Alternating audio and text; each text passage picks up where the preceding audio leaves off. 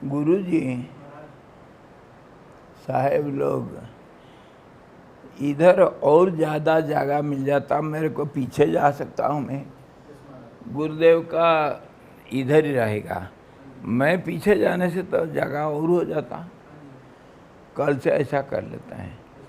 हाँ हाँ, क्यों साहेब आप इतना दूर बैठते हैं क्योंकि बीच में जगह चाहिए।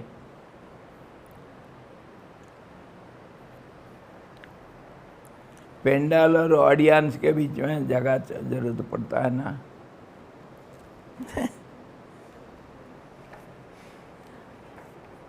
गुरुजी हो जाए।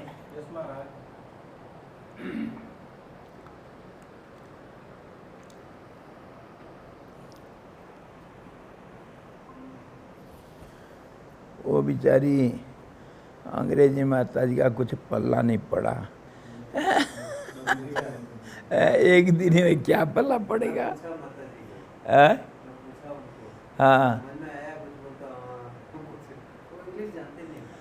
और नहीं, जो इसके साथ संबंध नहीं है कुछ नहीं पल्ला पड़ेगा।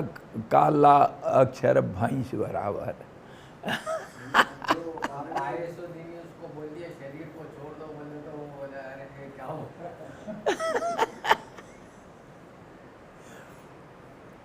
स्वामी जी प्रणाम। प्रणाम प्रणाम माता जी। स्वामी जी मुझे पूछना था। हाँ पूछो पूछो, पहले तैयार। स्वामी जी आपने कल ध्रुव की कहानी सुनाई। किसका? जो लग रहा ध्रुव का। क्या? ध्रुव का ध्रुव का ध्रुव ध्रुव ध्रुव की कहानी, ध्रुव भक्त ध्रुव की कहानी, भक्त ध्रुव की कहानी सुनाई थी कल। भक्त ध्रुव ध्रुव ध्रुव का। हाँ हाँ हाँ, तो स्वामी जी उनको ऐसे लगा कि मुझे मेरे पिताजी ने ऐसे रखा नहीं गोद में, तो ये दुख के वजह से वो मतलब इतना जाप और ये सब शुरू कर दिए। तो स्वामी जी हमारे भी लाइफ में इतने दुखों का पहाड़ रहता है, फिर भी हम क्यों नहीं समझ पाते कि हमको ऐसे ही भगवान को पाना है। अच्छा, क्यों नहीं समझ पाते हैं? बिल्कुल, हमको जिंदगी भर दुख मिलता है, फिर भी हम दुख से छुटकारा पाना नहीं चाहते हैं। सरल उत्तर, क्योंकि हम नहीं चाहते हैं। हम नहीं चाहते हैं क्योंकि हम नहीं चाहते। क्यों नहीं चाहते हो? हमको दुख ही अच्छा लगता है। और दुख क्यों अच्छा लगता है? आदत पड़ चुका है, आदत पड़ चुका है। इसके ऊपर एक कहानी सुनो। है कि नहीं? वो वृत्रासुर को मारने के बाद इंद्र को ब्रह्म हत्या दोष लग गया। ब्राह्मण था, ऋषि का यज्ञ से निकला था वृत्रासुर, और वो किसी से कैसे भी नहीं मर सकता है, अस्त्र शस्त्र से नहीं मरेगा। तो फेन से उसको मारा था, धोखा से मारा था, आमने सामने नहीं मार सकता। तो ब्रह्म हत्या दोष लग गया था। और इंद्र को ब्रह्म हत्या दोष के कारण इंद्र को अपना जगह छोड़ना पड़ा, इंद्र पदवी। और पाप के कारण उसको एक सुअर बन करके, सुअरी बन करके मर्त्य में आना पड़ा, सुअरी बना पड़ा, पिग, सी पिग।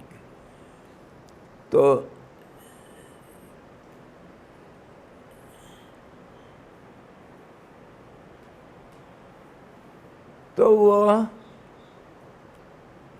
कहीं कुछ एक टट्टी का ढेर, जहाँ नहीं उनको ठंडा चाहिए, जहाँ सारे शहर गांव वाले जहाँ लेके के सब टट्टी सब फेंकते हैं ना,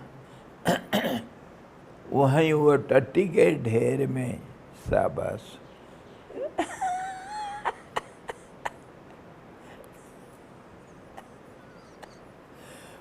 टट्टी का ढेर में सुअरी पड़ी हुई है, बिल्कुल चित पड़ी हुई है, और 20-25 बच्चे, छोटे छोटे बच्चे, वो दूध पी रहे हैं और वो आनंद ले रहा है। कोई उसके ऊपर चढ़ रहा है, कोई जा करके कुछ कर रहा है, और वो टट्टी में सब बच्चे लोग, और ये सुअरी भी बड़ा आनंद से पड़ा हुआ है। पाप का सहन करना, ये पाप को काटना है। तो उसी रास्ता में अचानक जाते जाते नारद जी का नज़र पड़ गया। नारद तो घूमते रहते हैं इधर उधर, तो उसी रास्ता में नारद जा रहे थे, पहचान लिए, अरे ये इंद्र है, हमारा स्वर्ग का इंद्र है, सारे देवताओं का राजा है। अच्छा, इसका ये हालत। फिर ध्यान करके देखे, हाँ हाँ, ब्रह्म हत्या का दोष, ये पाप भोग रहा है बेचारा। चलो कोई बात नहीं, इतना हो गया, इसको याद दिलाना चाहिए। याद दिलाने से वो फिर अपना रूप में आ जाएगा। हम भी ऐसे ही भूल करके ये नरक में सड़ रहे हैं। हम अगर अपना स्वरूप को याद कर लेते हैं तो फिर हम अपना रूप को पा लेते हैं।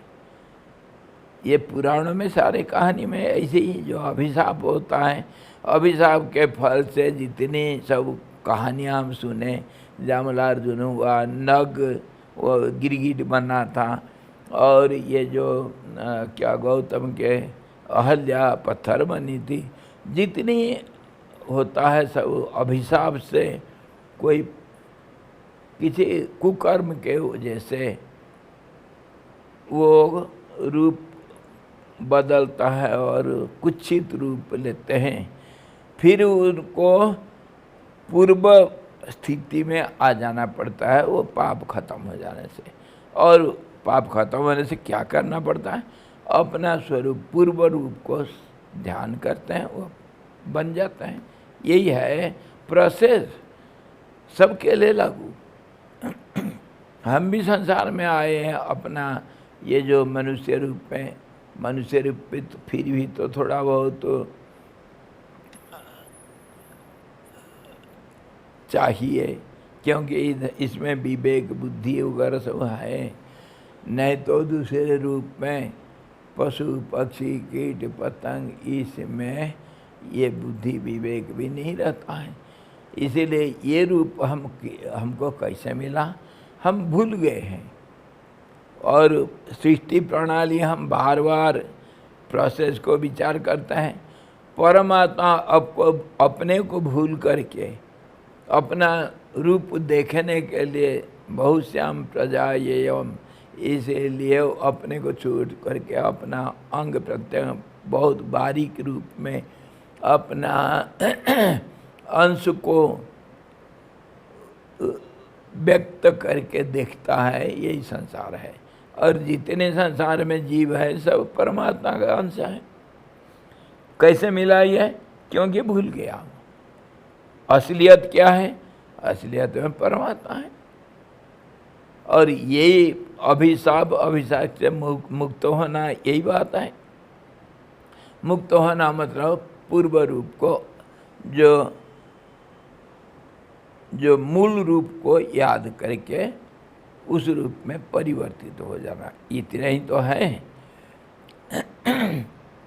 तो इंद्र को नारद जी जाकर के उधर पास में खड़ा होकर बोले, अरे इंद्र, तुम भूल गए क्या?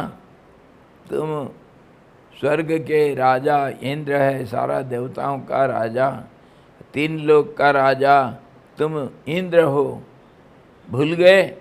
ये क्या कर रहे हो इधर?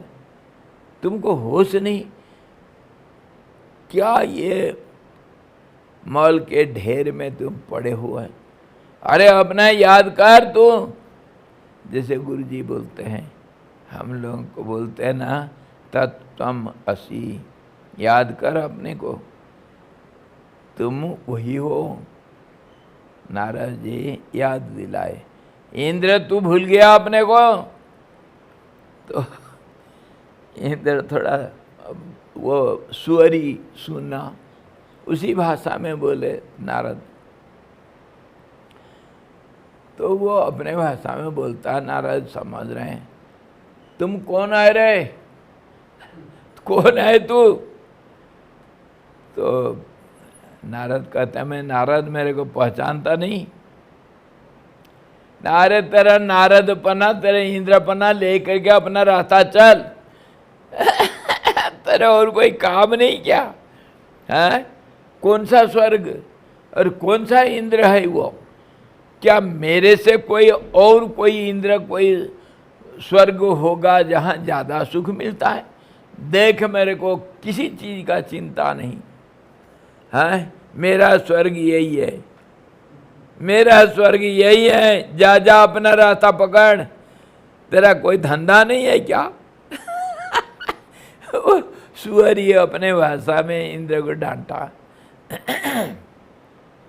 इंद्र को बड़ा आश्चर्य हुआ, देखो ये पाप के कारण कैसे ये सब कुछ भूल चुका हो, इतना जबरदस्ती भूल चुका है, उसको याद दिलाने पर भी याद नहीं आता है उसको। वो सूर्य का रूप को पक्का मान रखा है, मैं हूँ यही। सबका हालत यही है।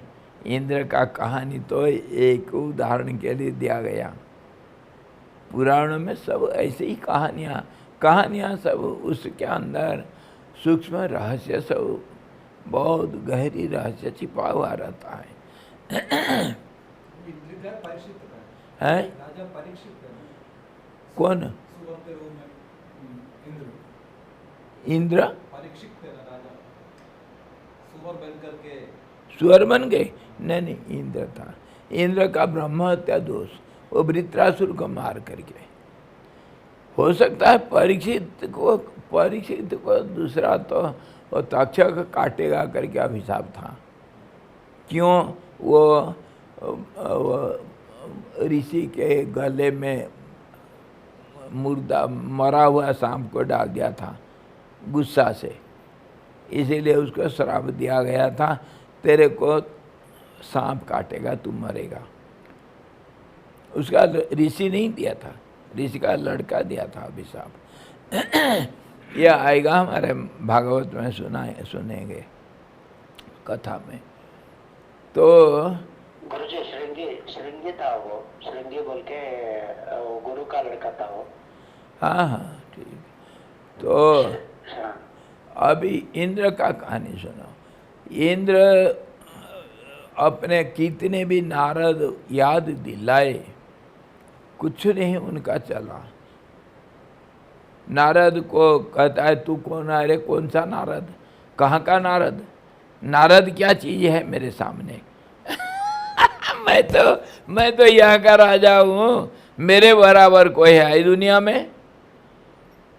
सुख का ढेर में मैं आनंद से सो रहा हूँ, मेरे को कोई नहीं चिंता, कोई नहीं अर्थ, मेरा कोई तकलीफ नहीं, सुख का सागर। तो नारद जी बेचारे बहुत दुखी हो गए, इतना मैं उसको टोक टोक करके बोल रहा हूँ, फिर भी ये नहीं समझ रहा है। तो नारद जी सोचे, चलो इसका इलाज ऐसे ही है। एक डंडा लाए, गए उसके पास, उस सूअरी के ठीक सिर में ऐसा एक डंडा मारे, मर्म स्थान में, सूअरी वहीं मर गई। तो उसके अंदर से इंद्र निकला, याद आया मरने के टाइम पर।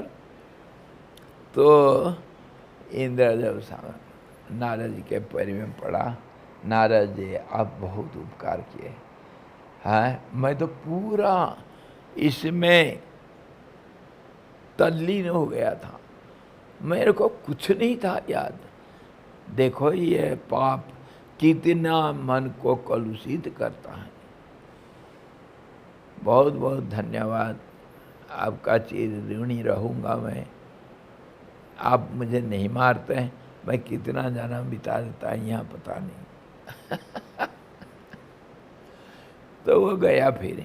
कहने का मतलब, कहानी तो आगे लंबी है, कहने का मतलब ये है जो तुम पूछे थे कि हम ये संसार से मुक्ति क्यों नहीं चाहते हैं, हमको इतना तकलीफ है, ये तकलीफ से छुटकारा क्यों नहीं चाहते हैं, वही इंद्र की कहानी।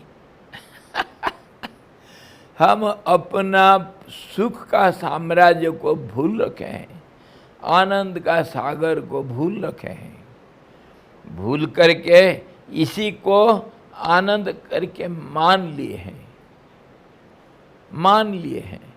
और ये माना हुआ चीज इतना जबरदस्त बैठा है, 50 बार हम बोलने पर भी हमको वो अंदर जाता नहीं। इसके ऊपर और एक छोटा सा कहानी सुनो। स्वामी चिदानंद महाराज आश्रम में प्रेसिडेंट जब थे, वो कोई साधक, कोई शिष्य, उनका आश्रम का कोई मेंबर, वो बहुत गुस्सा से एक दिन जा कर के, स्वामी जी बैठे थे मीटिंग हॉल में, और वो जा कर के तमा करके, स्वामी जी, पहले तो जैसे तैसे ना मत गया, स्वामी जी वो साला वो बदमाश है, मेरे को गाली देता है। अच्छा, कौन है वो? किसी दूसरे ब्रह्मचारी का नाम लिया। वो मेरे को इतना गाली देता है हर रोज, और मैं उसको छोड़ूंगा नहीं।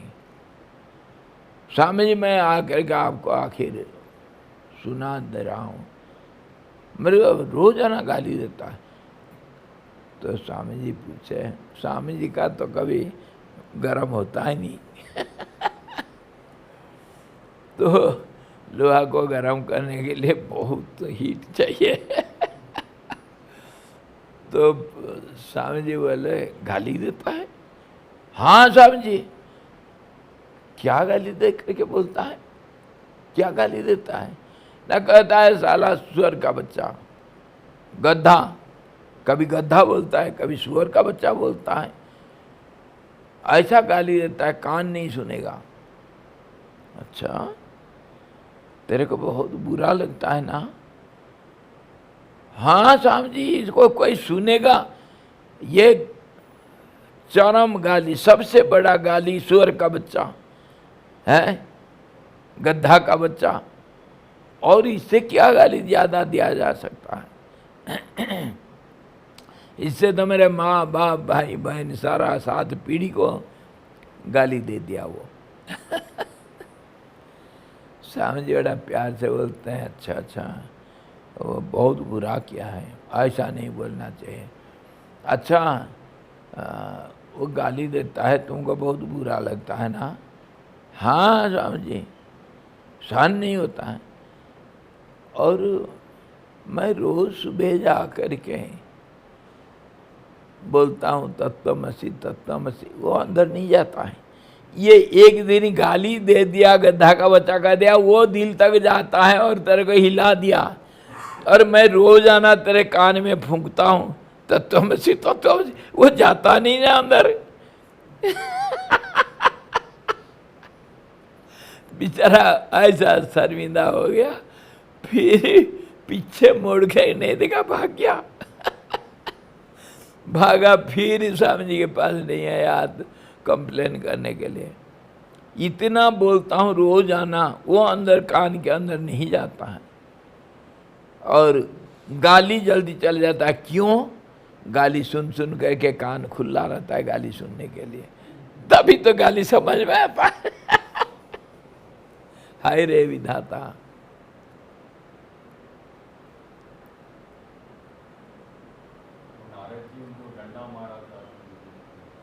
हाँ,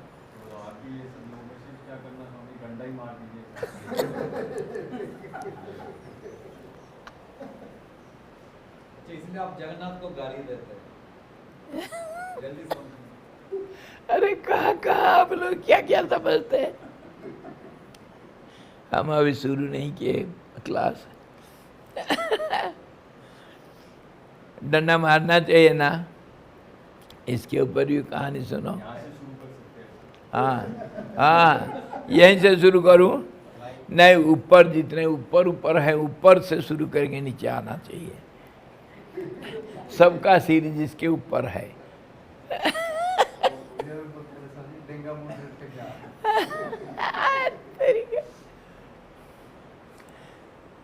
इसके ऊपर और एक कहानी सुना। आईना में मैं आ जाने के बाद उधर कभी कोई महात्मा रहा करते थे जंगल में। तो एक स्वामी जी थे और वो कुछ शीतकाल में जलाने के लिए चतुर्मासा में खास करके सूखा लकड़ी नहीं मिलता, इसलिए उनका जो कुटिया था, कुटिया के बरना में लकड़ी ला के जमा किए थे। सूखा लकड़ी, कभी बारिश वारिश होता है जंगल से गीला लकड़ी मिलता है, इसीलिए ला करके जमा किए थे। और ये जो बकरी वाले, भेड़ बकरी वाले, ये भी जंगल में घूमते हैं। तो एक बार वो जो मैदान है ऐना में, वहाँ अपने गांव के कुछ बच्चे अपना 300-400 भेड़ बकरी उनके थे, ये लोग ले करके उसी ऐना के जंगल में रात को वहीं मैदान में रखते थे और दिन में जंगल में चुंगाते थे। बकरी भेड़ बकरी चुंगाते थे। मतलब 10-15 दिन डेरा डाले, जंगल जंगल घूमते रहते हैं जितना घास मिलता है। तो वो लड़के लोग, स्वामी जी नहीं थे, स्वामी जी कहीं गए थे भिक्षा वगैरह करने के लिए दूसरे गांव में। 2-4 दिन स्वामी जी एब्सेंट रहे। तो ये बच्चे लोग सब लकड़ी, स्वामी जी का लकड़ी लेकर के रात को जला दिए। महात्मा जी आए, देखे, उनको पूछे क्यों रे मेरा लकड़ी क्यों जलाया? तो उल्टा जवाब दे, क्या जंगल में लकड़ी नहीं मिलता है, मेरा तेरा क्या है, सारा जंगल पड़ा है, लाग रहे जला दो। सारे जंगल पड़ा है, तेरा मेरा ये क्या है लकड़ी? इधर था, रात को हम लेकर जला दिए तो क्या हुआ? मैं जाकर के स्वामी जी से बोलूँगा। तो बच्चे बोले जा बोल देना। महात्मा जी आए, मेरे को बोले, स्वामी जी आपके बच्चे लोग, क्योंकि इसी गांव के थे, स्वामी जी आपके बच्चे लोग देखो मेरे को कितना तंग करते हैं। मैं सुना सारी कहानी। अच्छा, ऐसा करते हैं, महात्मा को तंग करते हैं। तो मैं वो बच्चों को कभी मिला, जब बुलाया, क्यों रे आशा, तू वो स्वामी जी का लकड़ी जला दिया था?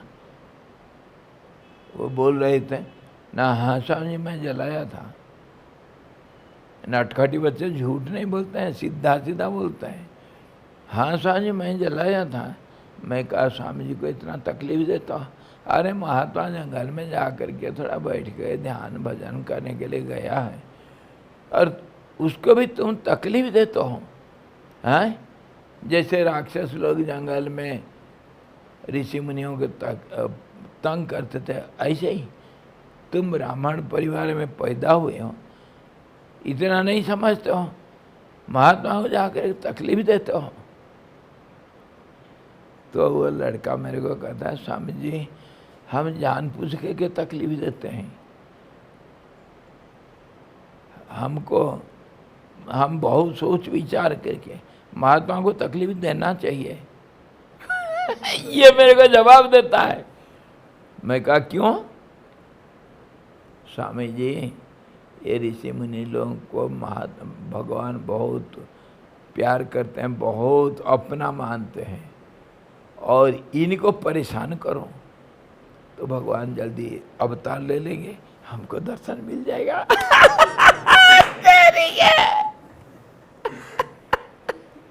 महात्मा को तंग करना चाहिए।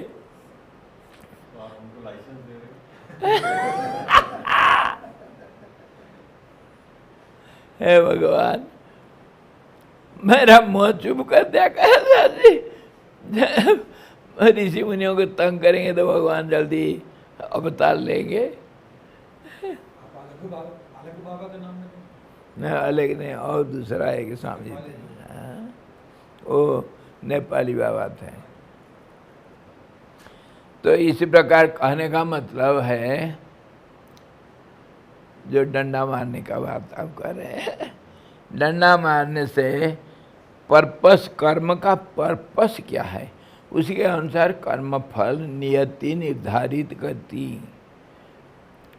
कर्म फल, इसीलिए कर्म का फल को निश्चित करना बहुत गहरी बात है। साधारण हम नहीं जानते हैं, नहीं जान सकते, समझ नहीं सकते हैं। इसीलिए गीता में कहा गया गहना कर्मणा गति। कर्म का फल को समझना अति कठिन है, अति कठिन। क्यों कठिन? इसलिए कर्म का हर फेज में हम जो काम करते हैं उसके हर फेज में हमारे मोटिव, हमारे सिचुएशन, हमारे समय, हमारा सब कुछ बदल जाता है। एक कर्म का अलग अलग कितनी किस्म का फल मिलेगा। मान लो मैं गेट के पास कोई भूखा कोई भिखारी आया, वो गेट के पास खड़ा हो करे, बाबूजी, बाबूजी, स्वामी जी, कोई है, बहुत दिन का भूखा, कुछ खिला दो। तो मैं गया, मान लो बाहर गया, देखा गया गेट के पास कोई खड़ा है, बाबूजी कुछ रोटी पानी होगा तो दे दो। मैं जा कर के उसको रोटी दे दिया। वो रोटी देना, इधर जाकर रोटी देना, इसको 50 किस्म से दिया जा सकता है। मैं जा कर के उसको गाली दे कर के, साला रोजाना आ कर के गेट के पास खटखट करता है, परेशानी करता है। मैं ऑफिस काम कर रहा था, गाली दे कर के फेंक दे सकता हूँ 2 रोटी, चल। रोजाना आकर के इसी टाइम तंग करता है, कर सकता हूँ ना, 2 गाली दे कर 2 रोटी फेंक सकता हूँ। फिर दूसरे देखो, एक ही रोटी देना कैसे बदल जाता है। दूसरा ऐसे भी कह सकता हूँ, अरे तेरे को क्या रोजाना यही समय आया, चलो लो, जब आना है ना 12-1 बजे आना, थोड़ा सा नम्रता, लो लो जाओ जाओ, 2 रोटी दिया जा गया। दूसरा तीसरा तरीका कैसे हो सकता है, क्यों रे रोटी क्यों मांग रहे, काम नहीं कर सकता हूँ? हाँ, हट्टा कट्टा जवान, तू काम नहीं कर सकता है क्या? चलो मैं तुमको काम दूंगा, काम करोगे? आ जाओ, बैठो खाओ और मैं तुमको काम दूंगा, चलो। ये भी हो सकता है।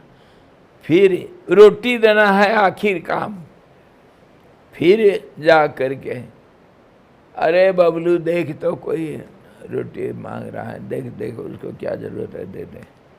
ऐसा भी कर सकता हूँ, रोटी मिला उसको मेरे माध्यम से। और भी बोल सकता हूँ, जैसे गुरुदेव किसी भिखारी को किए थे, है जा कर के हाथ जोड़ के गए, भैया रोटी क्यों, थोड़ा और कुछ ले लोगे, रोटी चावल थोड़ा सब्जी भी ले लो। ऐसा भी दे सकता हूँ लेकर के।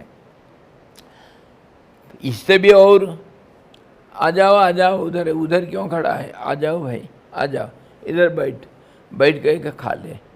वही रोटी दिया, बैठ के खा ले, और रोटी जाए और ले दे। और भी वो बाहर भरना में कोई अजनबी कोई होगा, उसको ले करके, अरे हाथ पैर धो ले यार, ले पानी ले, और चल डाइनिंग में बैठ जा। उसको खुद परोस करके दे सकता हूँ। ये कितनी अलग अलग, उसको भूख शांति करना है। वो किया तो क्या सबका फल एक ही होगा, एक ही जैसे होगा क्या? और गुरुदेव तो सीमा लंघन कर लिए थे। कोई भिखारी आकर के गेट के पास खटखटाया, फटा पुराना कपड़ा, मलेशिया की बात, जा कर के उसको बुला कर ले आए।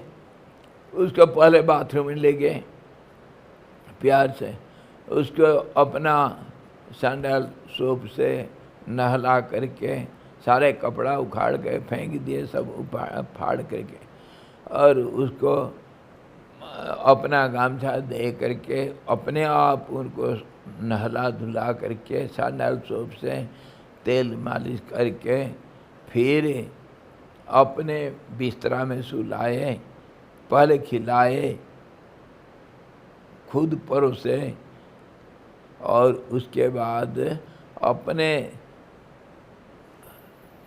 बेड में सुला करके पैर मसले, और उसके बाद वो जब वो डर के मारे कांप रहा है, ये क्या कर रहा है, मेरे को बलि देगा क्या? मेरा ये पूजा क्यों कर रहा है? तो फिर 3 दिन तक उसका सेवा किए, और फिर उसको लेकर रेलवे, तुम कहाँ जाना, रेलवे स्टेशन में खुद जा करके अपना गाड़ी में पहुंचा करके रेलवे टिकट खरीद करके नया कपड़ा, अपना नया सूट पहना करके जा करके छोड़ के आए, और हाथ जोड़ के पैर छू करके बोले, भैया कभी भी तुमको कुछ चाहिए तो आ जाना, ये तुम्हारे घर है। बताओ, वही 2 रोटी तो दिए, क्या ये सब कर्म का फल एक ही जैसे लगेगा? अन्नदान क्या है? अन्नदान का ये फल है, ऐसा कोई बोल सकता है कुछ निर्दिष्ट रूप से? हर पल में हमारा एटीट्यूड, परिस्थिति, समय, हमारा व्यवहार, ये सब बदलता हुआ दिखता है। इसीलिए कर्म का फल बदला हुआ, कोई एक जैसे फल नहीं मिलेगा। इसीलिए भगवान कृष्ण भी सही सही नहीं बोल पाए, बोले गहना कर्मणा गति है। ये ऑटोमेटिक प्रोसेस, नेचर अपने आप, ये हर पल में नेचर उसका ऐड करते जाता है फल, कर्म फल, आखिर रिजल्ट दिखा देता है। मतलब डेली एग्जाम, और डेली जैसे बच्चों का होता है ना मंथली क्या एग्जाम होता है, मंथली टेस्ट होता है, 6 माह में वो 6 महीना का पूरा जोड़ते हैं, साल में पूरा सबको जोड़ते हैं, फिर फाइनल एग्ज़ाम का और ये हाफ ईयरली एग्ज़ाम का, फिर क्वार्टरली एग्ज़ाम का, सबको जोड़ करके फिर उसका एवरेज निकाल करके फिर देते हैं। ऐसे ही कर्म फल होता है।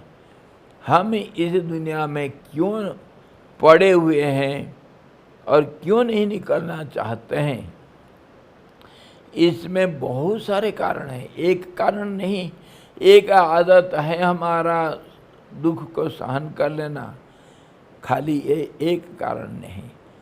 एक मिसअंडरस्टैंडिंग जिसको कहते हैं अज्ञान। अज्ञान मतलब सही को गलत, गलत को सही सोचना। हम जिसको सुखदायी मानते हैं वो सचमुच दुखदायी है। कर्म का अलग अलग रूप होता है। कोई तो इसके ऊपर कहानी सुनेंगे कर्म का कर्म का अलग अलग रूप कैसा होता है, उसके अनुसार उसका फल होता है। अभी तो जैसे कहे रोटी देना, तो एक बार क्या हुआ, वो अकबर के राजसभा में बीरबल को सब दूसरे मंत्री लोग बहुत ईर्ष्या करते थे, बहुत वो इंटेलिजेंट था, सुपर इंटेलिजेंट और प्रेजेंस ऑफ माइंड, तुरंत उसका दिमाग काम करता है और उत्तर देता है वो। दूसरों का ऐसा नहीं होता। तो एक बार अकबर राज्यसभा में बोला,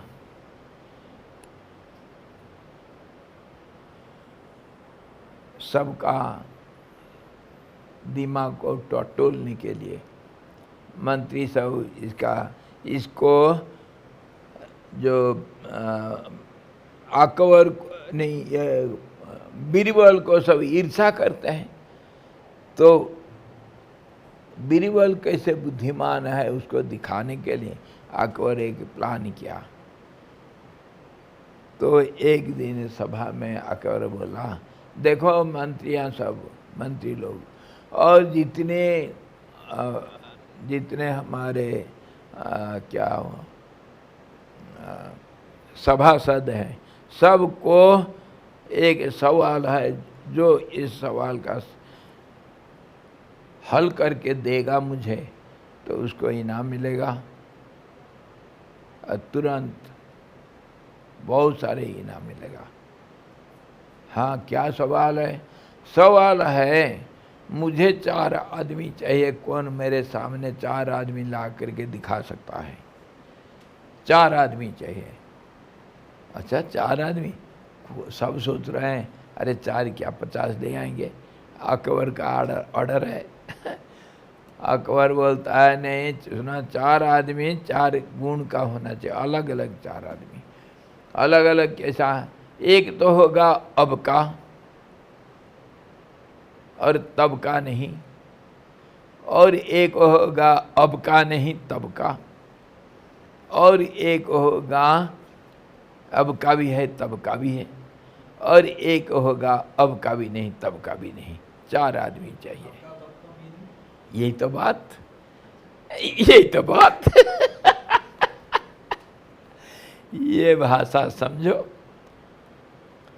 तो सब सुने, सब यही सवाल किए, अब का तब का मतलब? अब का तब का क्या होता है? कोई सोचा अब का तब का, गुपलू गुपलू कड़ी में पकोड़ा। कोई कुछ समझे, लेकिन पूछे तो बीरबल कहे यही तो सवाल है। कौन ला सकता है 4 आदमी ऐसा गुण वाला होना चाहिए जो अब का है तब का नहीं, अब का नहीं तब का है, और अब का नहीं तब का नहीं, और अब का भी है तब का भी है। अब मतलब समय के ऊपर तो कहा गया, अब और तब, ये तो समय के ऊपर कहते ना। अच्छा, अभी मैं आता हूँ मतलब समय, तुरंत। तभी तो वो आया था, तभी तो आया था, वो काम ऐसा हुआ तभी तो वो आया। अब और तब समय का एक अंडरस्टैंडिंग है।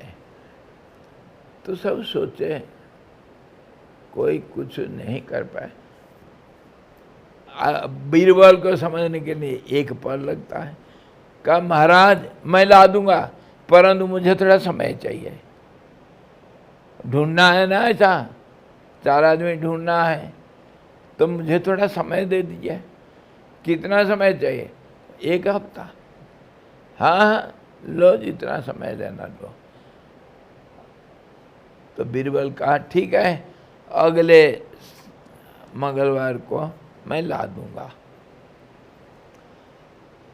तो समय बीता, 4 आदमी को बीरबल लेकर के आया। सभा में सबके सामने 4 आदमी को खड़ा कर दिया बीरबल के, अकबर के सामने। महाराज ये 4 आदमी आप जो ढूंढ रहे थे। अच्छा, ये 4 आदमी कैसे? ये 4 आदमी हैं, समझाओ कैसे? मैं कहा था जो यही 4 हैं। हाँ, ये 4 हैं। तो सबके सामने खड़ा कर दिया। बीरबल को बोला इसको समझाओ मुझे समझाओ ये कैसे 4 आदमी। तो बीरबल एक आदमी को पकड़ा जो था एक भिखारी को पकड़ के लाया था।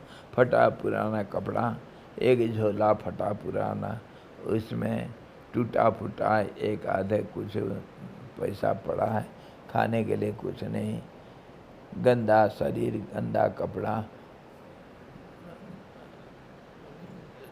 जा कर के खड़ा कर रखा है। महाराज ये एक है आपका 4 से। ये कैसा भाई? ये ना तब का है ना अब का है, ना अब का है ना तब का है। अच्छा, दूसरे के पास खड़ा कर रखा है, उसके पास एक बड़ा भारी सेठ जो खूब सारे अन्नदान करता है, विद्यादान करवाता है, रोजाना गरीब लोग आकर के उनसे ले जाते हैं, कपड़ा बांटता है, उस धन को लुटाता है और अनाप शनाप धन उसके पास है, खूब सारा धर्म कमाता है, मंदिर बनाता है, मंदिर में पूजा पाठ करवाता है, खूब अन्नदान करता है, विद्यार्थियों को खूब देता है, वो रोगियों को जाकर अस्पताल में दवाई बांटता है, अन्नदान बांटता है, दूध बांटता है, गरीबों को गाय देता है, गाय गोदान करता है, भूदान करता है, विद्यादान करता है। कहीं किसी लड़की लड़कों का शादी होता है तो कन्यादान करवाता है, बहुत सारे धर्म करता है। तो उसको वो भिखारी के पास खड़ा कर रखा है। महाराज ये अब का भी है तब का भी है अब का भी है तब का भी है। वो तो अब का नहीं तब का नहीं, और ये है अब का भी तब का भी। उसके पास एक महान कंजूस सेठ को, जो कभी किसी को पानी तक एक बूंद पानी नहीं दिया, अनाप शनाप धन रखा है, अपने बच्चों को भी खाने के लिए भी नहीं देता है, वो कंजूस सेठ को खड़ा कर रखा है। महाराज ये अब का है पर तब का नहीं अब का है पर तब का नहीं। और उसके पास एक बड़ा भारी कोई तपस्वी फक्कड़ महात्मा, जैसे हमारे वेणु बाबा हैं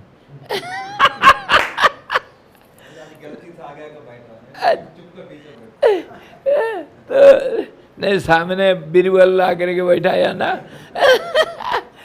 तो कहता है, उसको किनारे खड़ा कर रखा है, तो अकबर को बोल रहा है, महाराज ये अब का नहीं पर तब का है 4 आदमी हो गया। एक तो भिखारी अब का नहीं तब का नहीं, एक तो दानी सेठ है, वो अब का भी है तब का भी है, और एक कंजूस सेठ है, वो अब का है तब का नहीं, और एक तपस्वी अब का नहीं है तब का है। तो अकबर पूछा, बोलो इसका अर्थ बताओ, क्या ऐसा बोल देने से हो जाएगा? तो बीरबल समझाया, महाराज ये जो भिखारी है अब तो इसके पास कुछ नहीं है, इसको कोई थूकता भी नहीं, तो अब का नहीं है, ये कोई इंसान के रूप में इसको कोई गिनती नहीं करता, इसको कोई मान सम्मान नहीं देता है। अब का ये इंसान नहीं है, यह पशु के माफी इसके साथ सब व्यवहार करता है, इसको कुछ नहीं मिलता है। अब का ये नहीं है, अब का नहीं है। और तब का अभी भी कुछ कर्म, तो पुण्य कर्म कुछ नहीं करता है, आगे जा कर के क्या मिलेगा इसको? ऐसे ही जिंदगी, कितने जिंदगी बिता देगा भीख मांग मांग करके। अभी उल्टा देने वालों को कोई जो नहीं दिया उसको गाली ठोकता है, ए दाता दे जाए 1 पैसा, नहीं दिया तेरे सर्वनाश हो जाए। 1 पैसा नहीं देता है कंजूस, गाली भी दे देते हैं भिखारी लोग। आगे क्या मिलेगा उनको? अब का नहीं तब का नहीं, तब का मतलब भविष्य में इसको कुछ नहीं मिलने वाला। दूसरा, अब का है तब का है। पहले तो इसके पास अनाप शनाप धन है और वो धन को ऐसा लुटा रहा है कि वो 100 गुना 1000 गुना होकर के आगे आने वाला है। धर्म कमा रहा है और कितना बड़ा सेठ, कितना बड़ा राजा, क्या ये इंद्र बनेगा पता नहीं, सारे धन लुटा रहा है। ये अब का भी है और तब का भी है, आगे भी ये बनेगा। इसको इज्जत है, सुख है, संपत्ति है, क्या नहीं, धन संपत्ति इज्जत सब कुछ है इसके पास। अब का है तब का भी है। और दूसरा जो खड़ा है अब का तो नहीं है और तब का है, तपस्या कर रहा है। तपस्या का फल तो अवश्य मिलेगा, अवश्य मिलेगा। ये कभी राजा बनेगा, ये फक्कड़ कभी राजा बनेगा, कभी इंद्र बनेगा, कभी क्या बनेगा पता नहीं क्यों। ये फक्कड़ माता लोग इतना तपस्या करते हैं। तो ये अब का नहीं है पर तब का है, तपस्या का फल अवश्य मिलेगा। कहने का मतलब कर्म का रिजल्ट कैसा मिलता है, अलग अलग किस्म का कर्म कैसा होता है, यही इससे हमको समझ में आता है। जो भी होगा, जो हम कर्म करते हैं उसका फल को हम समझते नहीं और हमारे पूर्व आदत के कारण, पहले जो हमारा संस्कार है उसी के अनुसार वर्तमान का व्यवहार हमारा चलता है और उससे प्रेरणा मिलता है। उसके साथ साथ देश काल परिस्थितियाँ भी सहयोग करते हैं वर्तमान में, और उसके बाद हम जो कर्म करते हैं उसका भविष्य में फल मिलेगा। कोई तुरंत, कोई थोड़े बाद में, कोई बहुत बाद में। 3 किस्म का कर्म फल है। जो तीव्र कर्म होता है अभी का वो अभी फल मिलेगा। जैसे मैं अगर तुमको एक चांटा मारा तो तुम साल भर के बाद 1 लात थोड़ी मारोगे। अभी को अभी 1 चांटा मारा तो तुम 2 लात ठोकोगे। ईंट का जवाब पत्थर से दोगे। तुरंत तीव्र कर्म का फल तुरंत मिलता है। और जो मध्यम कर्म है, जैसे मान लो मैं एक पेड़ लगाया, नींबू का पेड़ लगाया, 2 साल में 3 साल में नींबू फल दे देगा। जो लगाया था वो साल 2 साल में फल मिल जाएगा उसका। परीक्षा, किसी क्लास में मैं विद्यार्थी हूँ, साल भर परिश्रम किया, वो परीक्षा के बाद में, साल भर के बाद में परीक्षा दिया, महीना भर में 15 दिन में फल मिल जाएगा और उसका प्रमोशन हो जाएगा अगले ऊपर क्लास में। तो इसी प्रकार कोई मध्यम कर्म होता है, थोड़ा समय लगता है फल मिलने के लिए। और कुछ बहुत मंद कर्म होते हैं जिसका फल अगले जन्म में या 50 साल के बाद कभी मिलेगा। मंद कर्म का बहुत सारे उदाहरण है। आलस्य के कारण, प्रमाद के कारण, ना समझी के कारण हम कुछ कर्म धीरे धीरे धीरे धीरे बहुत स्लोली करते हैं और उसका फल भी ऐसे बहुत धीरे धीरे कभी 20-25 साल 50 साल में मिलता है और कभी दूसरे जन्मों में मिलता है। ऐसा 3 किस्म का कर्म होता है, उसका कर्म फल भी होता है। और इसके साथ साथ देश काल परिस्थितियाँ भी बदलते रहते हैं। ये भी कर्म के ऊपर, कर्म फल के ऊपर असर रखते हैं। इतने सारे फैक्टर्स हैं कर्म फल के ऊपर और हमारे मन के ऊपर, हमारे आदत के ऊपर, और ये सारा इकट्ठा हो करके फिर हमारे चरित्र बनता है, जो आगे की जीवन शैली को तैयार करता है। इसीलिए इतने ही कॉम्प्लिकेटेड है, इसको समझना समझाना आसान नहीं। एग्जैक्टली इसका ये होगा कोई नहीं बोल सकता है, और हम आदत के कारण ये सारे कारण को इकट्ठा करने से हम जिस संसार में जैसे पड़े हुए हैं इससे निकलना आसान नहीं होता, आसान नहीं होता। जैसे एक बार दो हाथी लड़ रहे थे, एक हाथी जब गिर जाता है ना, फिर उठना मुश्किल, फिर उठना मुश्किल। उसको दूसरा हाथी उठने नहीं देते, उठने के लिए हाथी को उठने के लिए समय लगता है। हिरण तो उठ जाएगा, गिर जाएगा, उठ जाएगा एक पल में, घोड़ा का बच्चा गिरेगा उठेगा, लेकिन हाथी जब गिरा तब फिर उठने के लिए बड़ा मुश्किल होता है। पहलवान दो लड़ रहे हैं, जब गिर गया नीचे, चित्त हो गया, उसके ऊपर दूसरा छाती में बैठ गया, फिर पलटाना मुश्किल है, पकड़ लेगा गला। इसी प्रकार हम इस संसार में फंसे हुए हैं।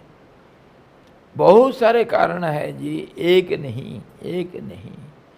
क्यों हम फंसे हुए हैं और क्यों इससे छुटकारा नहीं पाते हैं? चाहते हुए भी नहीं होता है, नहीं चाहते भी कभी हो भी जाता है। और जो हमको संग मिलता है, संग भी संसर्गजा दोषु गुणा भवंती, संग जैसे मिला उसका प्रभाव भी होता है। जैसे आग के पास जाने से गर्मी मिलती, बर्फ़ के पास जाने से ठंडा लगता है, ऐसे ही हम संग के कारण अच्छे बनते बुरे बनते हैं। अगर दारू पीने वालों के साथ तुम 10 दिन बढ़ जाओगे ना, किसी भी हालत में एक प्याला तो चले जाएगा मुंह में। ये हमारे उदाहरण हमारे सामने है, कैसे बीड़ी और कैसे सुल्फा पीते हैं। संग से संसर्गजा दोषो गुणा भवंती, दोष और गुण हम संग से मिलता है हमको। इसलिए सत्संग का महिमा बहुत है। कभी सत्संग को नहीं छोड़ना चाहिए, पल भर के लिए नहीं छोड़ना चाहिए। और हम सत्संग तो दूर रहा, जिंदगी भर दुस्संग में पड़े रहते हैं। इसीलिए इससे छुटकारा पाना नहीं चाहते हैं। अरे आज एक नटखटी किए, किसी के से चोरी कर लिए, कोई पकड़ा नहीं तो हिम्मत बढ़ा, कल दूसरे गांव में चोरी करेंगे। बढ़ते जाता है नेगेटिविटी, जो नकारात्मक भावना कर्म, ये सब बहुत तुरंत बढ़ता है। सकारात्मक जो है धर्म कर्म, ये बहुत कम बढ़ता है। नकारात्मक कर्म और जो भावना, मानसिकता, आदत, ये सब नकारात्मक तो बहुत जल्दी बढ़ जाता है। और जैसे हम पहाड़ से उतरते वक्त आसानी से जल्दी उतर जाते हैं, चढ़ते वक्त बहुत कष्ट होता है, वैसे ही हमारे ज़िंदगी में कर्म और कर्म फल होता है। इसीलिए ये संसार में रहते हुए भी, सारे गंदे काम करते हुए भी हम इससे छुटकारा पाना नहीं चाहते हैं। आई कुछ समझ में? और हाँ जी, बहुत जोरदार प्रयास होगा। अगर चारों तरफ से जबरदस्ती हमारा हाथ पकड़ करके, जैसे मैं किसी को कमरा में बंद करके बीड़ी दे रहा था पहले, फिर भी नहीं बदला, He was mafia, sir. Now he's more greater mafia. हाँ 88 billion. तो जबरदस्ती भी कभी Exhaust. प्रेशर से करने पर भी आदत नहीं बदलता। यह आदत बड़ा मुश्किल है, एक बार बैठ गया तो फिर इसको बदलना मुश्किल है। मैं आप लोगों को हाथ जोड़ के बोलता हूँ मेरी बात, मैं तो मेरी बात झूठ नहीं बोल रहा। मेरा कुछ आदत, बुरा आदत बचपन से है, आज तक कोशिश किया उसको मिटा नहीं पाया। Can you believe it? आदत कितना खतरनाक होता है, कितने खतरनाक। मैं जानता हूं बुरा आदत मेरे पास आए,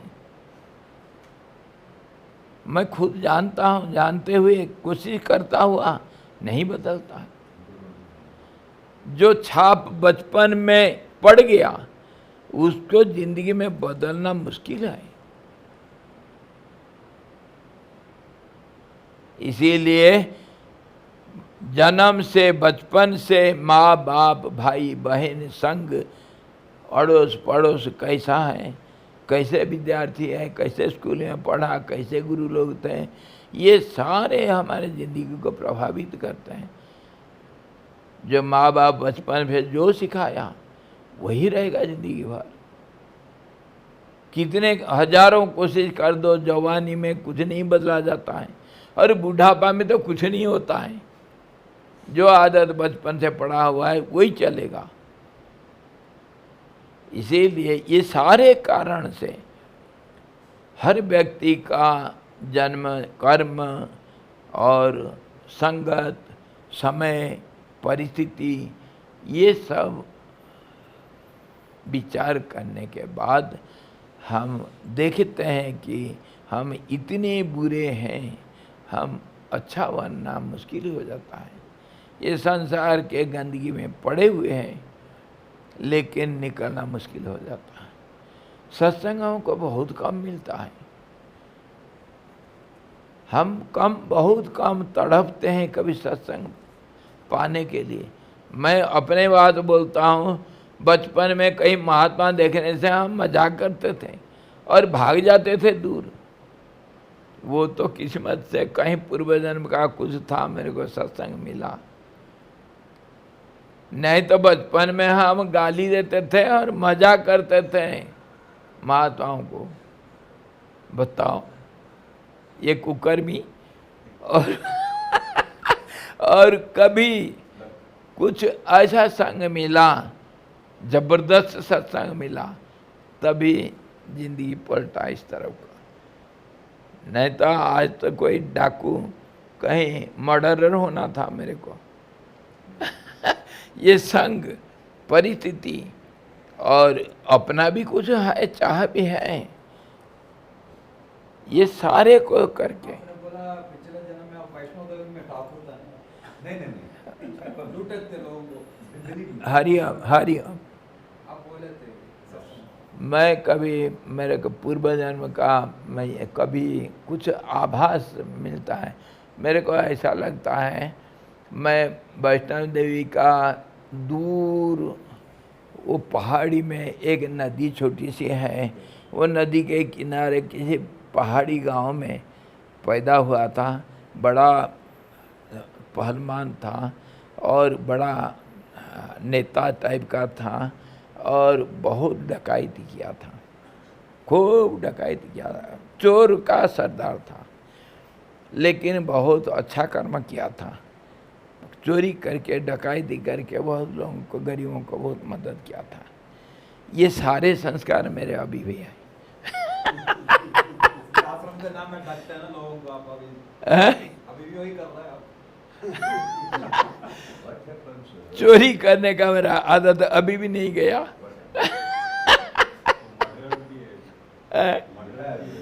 डंडा उठाता हूँ बात बातों में। इस सारे संस्कार को लेकर के और कुछ परिस्थिति को देख करके मैं अपना पूर्व जन्म का आकलन किया था कि मैं एक पहाड़ी किसी गांव में और पहाड़ मेरे को बड़ा प्यार है, जंगल प्यार है, नदी का किनारा। मेरा घर द्वार पहले भी पूर्वाश्रम में भी घर द्वार अपने नदी के किनारे होता था। जंगल को मेरे को बहुत पसंद था, जंगल में बहुत रहा करता था। पहाड़ मुझे प्यारा है, और ये डकैती करना, चोरी करना मेरा आदत है, लेकिन करके कुछ अच्छा काम करता। इसी से मैं पूर्व जन्म का ये आकलन किया था। पहाड़ी गांव में कुछ नेता टाइप का चोरों का सरदार था। बहुत अच्छा काम किया, भी बुरा काम बहुत किया हूँ।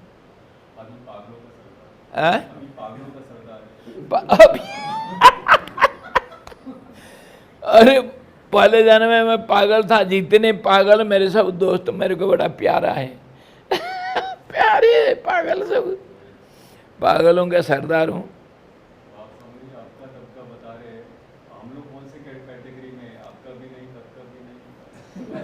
आप हमारे आश्रम के सदस्य हैं, इसी से आप समझ लेना जो है। मैं आश्रम का एक चौकीदार हूँ, आप आश्रमवासी हैं, इससे आप समझ लेना जो होंगे। बोलना क्या, समझदार तो समझ जाएंगे। और मैं चोर का सरदार और गधों का राजा, पागलों का दोस्त, तो आप क्या होंगे समझ लो। हम लोग ज्ञानी होंगे, ये कौन सा टेंस होता है? हम लोग ज्ञानी होंगे, ये कौन सा टेंस है? Past tense, present? नहीं, टेंस मेरे को टेंस नहीं है, टेंशन है। सब समझदार हो जाएंगे। Future impossible. आपने बताया एक कंजूस था, आपने अभी बताया ऐसे ही एक कंजूस था, बहुत कंजूस था, मतलब धन बहुत सारा था। तो बच्चे रो रहे थे भी दीपावली है, कुछ तो दे दो, दीपावली है आज तो कुछ मिठाई कुछ तो दो, कुछ तो दो।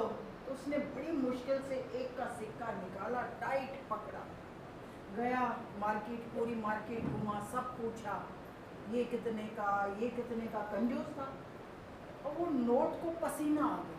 कहता है भाइयों से बिछुड़ के रो रहा है, चल वापस तो अलमारी ले जा।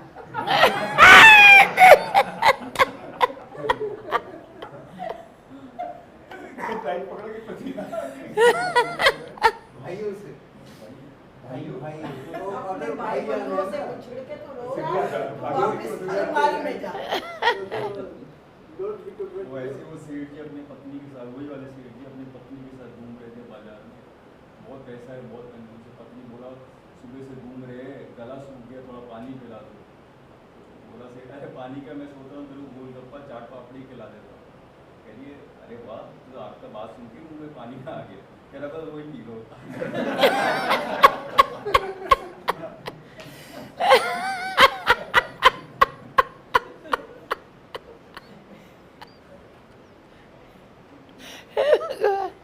अच्छा अब शुरू करें, गुरु जी तो चलेंगे हैं?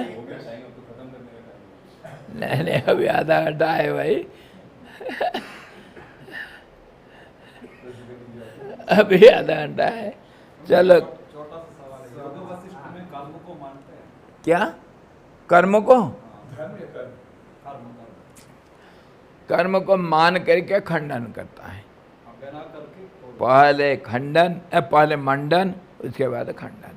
जब दुनिया नहीं तो कर्म कहाँ से आएगा? कर्म मन का एक, अभी इसको अभी हम कितने सुंदर अब विचार किए थे ना, नियति से लेकर के कितना सुंदर विचार किए थे। देखो सबसे पहले दैव का तत्व कर्म है, दैव। इसीलिए तो हम कर्म का ऊपर इतना विचार कर रहे हैं। जो कर्म फल दाता है उसको दैव बोलते हैं, या प्रकृति का एक स्वरूप है, अथवा हम भगवान मानते हैं, अथवा उसको हमारे कर्म फल मतलब किस्मत मानते हैं, अथवा उसको नियति, दैव, विधाता इस नाम से सब जानते हैं। उसका मूल है कर्म, कर्म का जड़ है कर्ता, कर्ता होगा तब कर्म होगा। और ये सारा जड़ जाते जाते कर्ता का कर्म कैसे होगा, कर्ता कैसे होगा? कर्ता तो संकल्प से कर्म करेगा और चित्त का स्पंदन से तभी मतलब चित्त का स्पंदन से तब कर्म के लिए प्रेरणा मिलती है। चित्त का स्पंदन जो है, जो कर्म करता है उसको पुरुष कहते हैं। और वो पुरुष का जो चित्त में जो स्पंदन होता है वह स्पंदन पुरुष को मन के रूप में स्पंदन मन को तैयार करता है, जो अच्छा बुरा दो कर्म करता है, पॉजिटिव और नेगेटिव। और उसी को हम विचार करते आए। और ये सारे इसके बाद लोक में देहाकार से ये अच्छे बुरे कर्म का कार्यान्वयन करना, कर्म करना और कर्म फल पाने के लिए एक शरीर जरूरत पड़ता है। और ये मन के द्वारा ये शरीर को बनाया जाता है। इसी प्रकार शरीर हुआ, इसी प्रकार मन हुआ, इसी प्रकार कर्ता पुरुष हुआ, कर्म फल होगा, कर्म फल को देने वाला दैव हुआ। इसी का नाम संसार है। इसको कह करके इसका जड़ है चिदात्मा, जो समष्टि और व्यष्टि रूप मन का प्रेरक है। चिदात्मा, ये मन में स्पंदन कैसा होगा? वो चिदात्मा जब इच्छा करेगा तभी जाकर होगा, इच्छा शक्ति से। वो इच्छा शक्ति को वेदों में कहा गया बहुश्याम प्रजायेय, अथवा एको हम बहुश्याम, मैं एक हूँ अनेक हो जाऊँ। ये जो कहा गया ये इच्छा शक्ति है, जो नहीं है वो दिखता है परमात्मा है। ऐसा कह करके संसार को खंडन किया बड़े शॉर्टकट में। संसार मतलब कर्ता कर्म कर्म फल, यही तो है संसार। और इसके सारा विश्लेषण करके आखिर इसका मूल कारण कौन है और कर्म का फलदाता जो दैव कहा, विधाता, नियति, इसका सबका जड़ है स्पंदन, ऊर्जा। जो चाहे वैज्ञानिक हो, आधुनिक शिक्षित वर्ग हो, चाहे हमारे पुराने ऋषि मुनि लोगों का दर्शन विद्या हो, सब कहीं ये स्वीकार करते हैं कि ये सारा संसार सिर्फ ऊर्जा का खेल है, शक्ति का खेल है। तो शक्ति मतलब स्पंदन, और स्पंदन का शुरुआत होगा इच्छा शक्ति से। तो ये स्पंदन का कारण इच्छा शक्ति परमात्मा का, परमात्मा मूल कारण है, संसार एक कार्य रूप में दिखता है। बस इतना ही। तो ये सारे योग वैशिष्ट का ये सारांश है। बस संसार को मानेगा, मान करके ये ऐसा दिखता है, ये सही नहीं दिखता है करके कह दिया। जैसे हम कुहेरा को तो देखते हैं परंतु ये पानी नहीं है करके, और ये थोड़े देर के बाद धूप आ जाएगा करके हम जानते हैं। फिर भी कुहेरा के अंदर चलते फिरते कुहेरा को हम कुहेरा करके मानते हैं, मानते हुए नहीं मानते।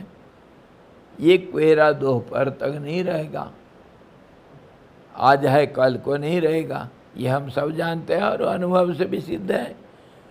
संसार हमेशा नहीं रहेगा, सब जानते हैं, लेकिन फिर भी उसे में फंसे हुए हैं। इसीलिए तो, और संसार को तो मानना पड़ता है। जैसे आप आकाश को मानते हैं, लहरों को मानते हैं, सुबह का सौंदर्य को देखने के लिए बड़ा आनंदित होते हैं, शाम का वो सुंदरता को बड़ा आनंद से अनुभव करते हो, और जैसे कुहरा को आप देखते हो ऐसे ही हम संसार को देखते हैं, जो नहीं है उसको देखते हैं। मरीचिका में जैसे जल को हम देखते हैं, मानते हैं ना, थोड़ा देर के लिए तो मानते हैं, दिखता है कुछ, जब विचार करते हैं वो कहीं गायब हो जाता है। आप गर्मी को मानते हैं या नहीं? कैसे मानते हो बताओ? गर्मी का नाम ठंडा भी है, मानोगे? कैसे मानोगे? टेम्परेचर अगर 50 डिग्री हुआ उसको हम गर्मी का आखिरी सीमा मान लेते हैं हमारे लिए, मनुष्यों के लिए, और वो जब 0 डिग्री में चल जाता है वही टेम्परेचर तो है गर्मी। तो उसी हिसाब से हम सूरज को चंद्रमा मानते हैं, चंद्रमा को सूरज मानते हैं। चंद्रमा में भी अग्नि है, क्यों? 0 डिग्री अग्नि है। ठीक है, इसी प्रकार तो सारा वाक्य विलास है, वाणी का ये विलास है, कुछ को कुछ बोलना। चंद्रमा में 180 डिग्री तक आसपास जाता है दिन में गर्मी, हाँ, क्योंकि रात को भी एक्सट्रीम है जैसे रेगिस्तान में होता है ना, वैसे ही है, क्योंकि उधर वायुमंडल बहुत कम, वायुमंडल है ही नहीं जैसे, इसलिए चाप बढ़ने से उत्ताप बढ़ता है, चाप कम जो हो जाता है जब रात को तो ठंड बढ़ता है। यही बात, सूर्य किरण तो मिलता है लेकिन उसको पकड़ के रखने वाला कोई नहीं रहता है, उसी को प्रेशर के माध्यम से हम समझते हैं और बोलते हैं। इसी प्रकार संसार को तो मानता है योग वशिष्ठ, थोड़ा देर के लिए नहीं मानोगे तो उसको खंडन कैसे करोगे? है कि नहीं? है मंडन और खंडन ही हाँ, मंडन करें, पहले मानूंगा तो फिर उसको नहीं मानूंगा, पहले दूध करके मानूंगा उसको फिर पी लूँगा। रामनाथ स्वामी जी ने लास्ट में बोला था कि यही बात बोला था दूसरे तरह से, ऊपर ऊपर हाँ बोलना है, अंदर से ना बोलना है, ऊपर से मानना है आपके बाद, अंदर से नहीं मानना। हाँ, बात तो सही, बात तो सही, ऊपर ऊपर से हाँ करो, अंदर से नहीं मानना। क्यों? कि अंदर तो और कोई बैठा है, अंदर तो परमात्मा बैठा है, वो कैसे मानेगा ये बातों को? बातें तो अभी कहे ना स्पंदन मात्र, ये मन का विलास है, इसको अंदर वाला कैसे मानेगा? भावाद्वैतम सदा कुर्यात, इसी के लिए तो कह रहे, क्रियाद्वैतम ना करी चीज, सुनना तो नहीं सुनना, देखना है नहीं देखना, छूना नहीं छूना। हाँ जी, वो सही कर रहे हैं, ऊपर ऊपर से सुनना, अंदर से नहीं सुनना।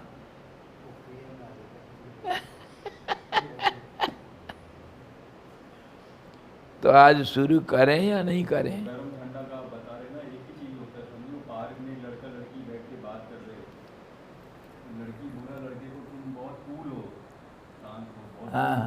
हाँ, लड़का बोला तुम बहुत हॉट हो, पीछे कोई बूढ़ा सुन रहा था, कह रहा तुम दोनों शादी कर लो, तुम्हारे बच्चे गुनगुना पैदा होते।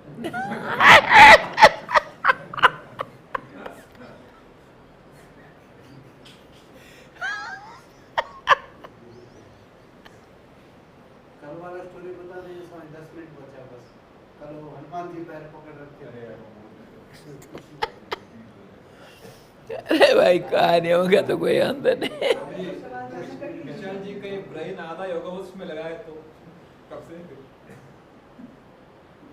नहीं, याद कर उनका जो का एक प्लेट बना करके, जैसे ये चिप्स होता है ना, उसको इसके अंदर भर देंगे, जोक वशिष्ठ।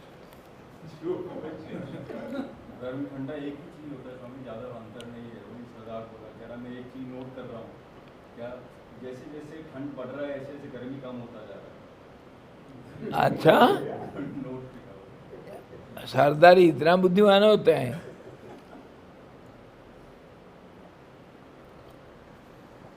आज थोड़ा सा शुरू कर देते हैं। 20 मिनट से हैं? 20 मिनट। हरि ओम श्री गणेशाय नमः। ओम यतः सर्वाणि भूतानि प्रतिभन्ति स्थितानि च यत्रैव पशमं यन्ति तस्मै सत्यात्मने नमः। ज्ञाता ज्ञानं तथा ज्ञेयं द्रष्टा दर्शनरीशभु कर्ता हेतुः क्रिया यस्मात् तस्मै ज्ञप्त्यात्मने नमः। स्फुरन्ति सीकरा यस्मात् आनन्दस्याम्बरे वनो सर्वेषां जीवनं तस्मै ब्रह्मानन्दात्मने नमः। ब्रह्मानन्दात्मने नमः। वेदोदधिं समुन्मथ्य ज्ञानरत्नं समुद्रितं येन तस्मै वसिष्ठाय गुरुणां गुरवे नमः। वशिष्ठ जी भगवान की जय। सच्चिदानंद भगवान की जय। सद्गुरु भगवान की जय। शब्द ब्रह्म की जय। सरस्वती महारानी की जय। जोग वशिष्ठ जी भगवान की जय। हरि ओम।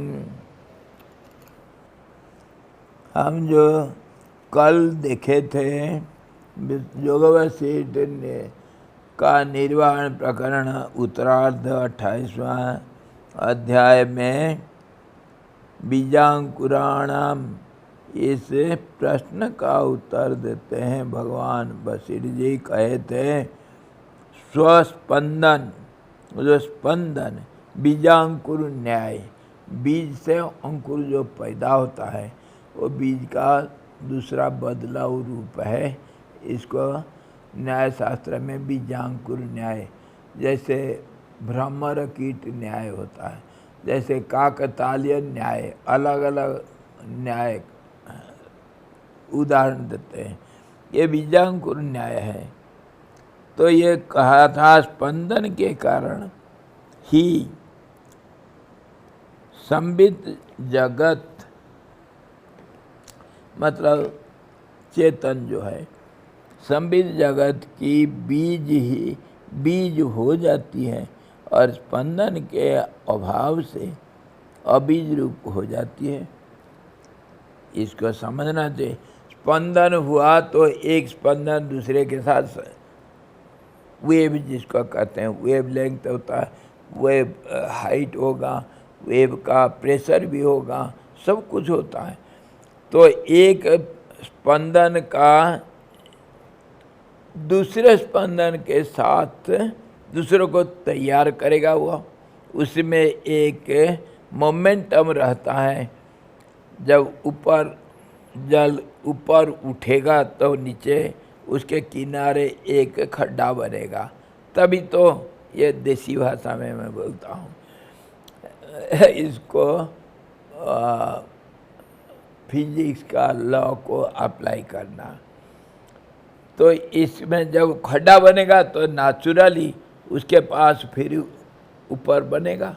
तो इसी ढंग से जो ऊपर नीचे होता है, ऊपर नीचे गैंती, ऊपर नीचे गैंती, गैंती जिसमें मिट्टी खोलते हैं, नहीं समझे? फावड़ा नहीं, फावड़ा में नीचे होता है, गैंती में ऊपर नीचे होता है तो ये ऊपर नीचे जो होता है स्पंदन में, तो वो ऐसा पैदा होता है तो उसमें दूसरे को एक प्रेरणा मिलता है और दूसरे के साथ संबंध रहता है, दूसरे तरंग के साथ। एक स्पंदन दूसरे स्पंदन के साथ नेचुरली कनेक्टेड, रिलेटेड और कोऑपरेटेड रहता है। एक उसको दूसरे को प्रेरणा देता है, तू उठ, और फिर वो जब उठेगा दूसरा खड्डा होगा, मतलब तीसरा को कहेगा तू उठ। यही है ये प्रकृति का ये जो विषमता का नाम स्पंदन। इसी से क्या होता है, इसी से संसार बनता है। संसार का कारण यही है। अभी हम वो जो पुरुष का बात कर रहे थे, कर्ता और कर्ता का ये जो समष्टि और व्यष्टि पुरुष हुए, और समष्टि का ये दो का जड़ है स्पंदन, चित्ती में स्पंदन, और ये स्पंदन कहाँ से हुआ, जो नित्य शांत निरंजन, जिसमें कोई कुछ नहीं है, जिसमें कोई इच्छा शक्ति नहीं, उसमें इच्छा शक्ति दिखाई दिया जैसे मान लो, तो क्रिया शक्ति उसी का नाम है, ज्ञान शक्ति उसी का नाम है, तो क्रिया शुरू हो गया इच्छा होते ही, तो स्पंदन पैदा हुआ। तो स्पंदन ही संसार मानो। तो जब मान लिया ऐसा, तो वो कह रहा है स्पंदन है तो संसार है, मन है, बुद्धि है, शरीर है, प्राण है, प्राण का नाम भी स्पंदन है, और सब कुछ है, सारा दुनिया में नाम रूप त्रिपुटी सब है, और स्पंदन नहीं तो सब शांत। बस हो गया काम, इतने ही खेल है। संसार को खत्म करने में कोई देर नहीं लगता है। सुलभ शौचालय, 1 रुपया दे दो, 50,000 देना नहीं, 1 रुपया में सुलभ शौचालय मिल जाएगा। 5 हो गया, चलो। स्वामी जी इसमें प्रश्न है, जैसे कि आत्मा है उसमें और अहम है, तो उसमें कर्ता कौन है? कर्ता अहम ही रहता है, जो जीव रहता है उसका कर्ता। एक का कर्ता दूसरा रहता है। कर्ता कर्म मतलब कारण और कार्य, उसको समझो। ये हमेशा ये एक साइकिल मतलब चक्र में घूमता रहता है। जो अभी करता है वो कर्म में बदल जाएगा। कर्ता किसी का कार्य है, समझे? कर्ता किसी का कर्म के कारण है। कर्ता कौन होगा? पुरुष होगा ना, कोई एक व्यक्ति होगा ना, तो व्यक्ति आया कहाँ से? व्यक्ति का बनावटी तो स्पंदन जो है ना, उसका दूसरा कारण है। दूसरे का कर्म से ये कर्ता बना है। हाँ, वही तो कॉज एंड इफेक्ट। ये एक चक्राकार घूमते रहते हैं। नहीं समझे? नहीं समझे? अरे मैं बताया था ना, वो जो रथ परंपरा एक दूसरे का कारण बन जाता है। अभी इतना समझा रहे हैं, एक का कारण दूसरा होगा। ये जो पेड़ देख रहे हो, इसका कोई बीज था, है ना? ये बीज क्या अपने आप निकल गया? किसी पेड़ से तो आया नहीं? आया। वो पेड़ कहाँ से आया? किसी बीज से आया।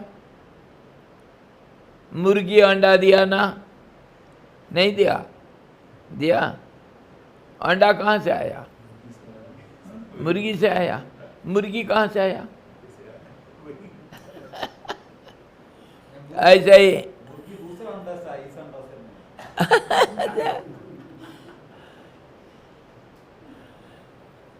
इसी प्रकार सारे कार्य कारण कर्ता कर्म ये सब चक्कर में चलते रहते हैं।